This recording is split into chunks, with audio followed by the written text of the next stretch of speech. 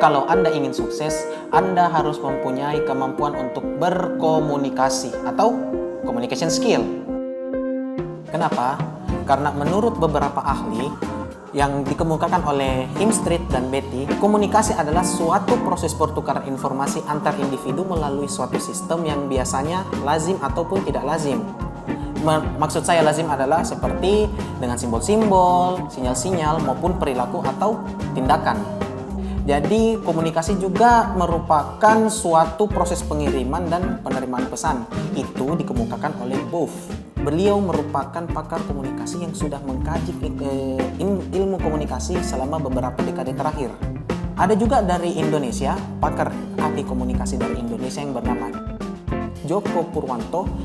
Beliau mengemukakan bahwa komunikasi adalah suatu proses yang paling melibatkan setidaknya dua orang atau lebih. Pemindahan pesannya dapat dilakukan oleh seseorang melalui lisan, tulisan, maupun sinyal-sinyal nonverbal maupun verbal. Sinyal-sinyal verbal seperti yang saya lakukan sekarang itu yaitu dengan bicara. Nonverbal itu seperti gerakan tangan, seperti kedipan mata, seperti gestur tubuh, dan lain-lainnya.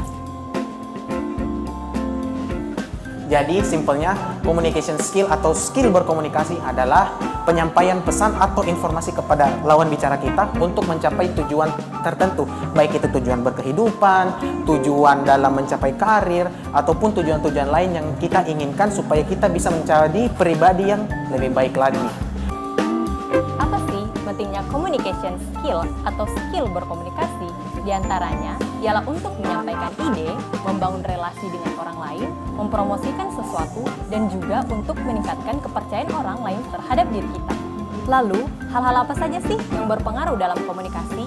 Di antaranya ialah opening atau pembuka, kemudian body atau isi, dan terakhir ialah closing atau penutup.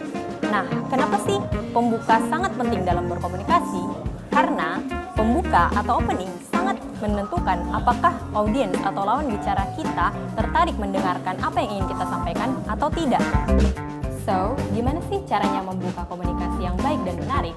Pertama, ialah dengan berbicara dalam bahasa audiens atau lawan bicara kita, sehingga audiens atau pendengar kita lebih mudah memahami apa yang akan kita sampaikan. Yang kedua adalah menyamakan level dengan audiens.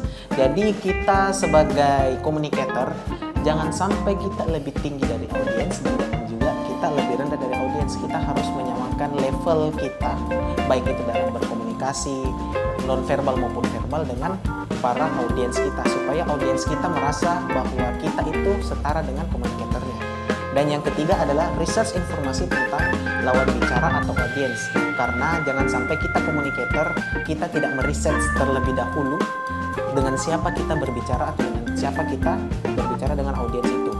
Baik itu audiens yang lebih tua maupun lebih muda, itu merupakan komunikasi dua arah yang sangat berbeda. Jadi kalau kita komunikasi dengan lawan bicara yang dengan lebih tua, kita harus merendahkan nada, dan juga kita harus menggunakan bahasa, tata cara bahasa yang baik dan sopan. Maupun kalau kita bicara dengan lawan audiens kita yang lebih muda, kita harus menyamakan nada bicara kita dengan bahasa-bahasa terkini yang sesuai dengan anak muda. Jadi saya rasa seperti itu.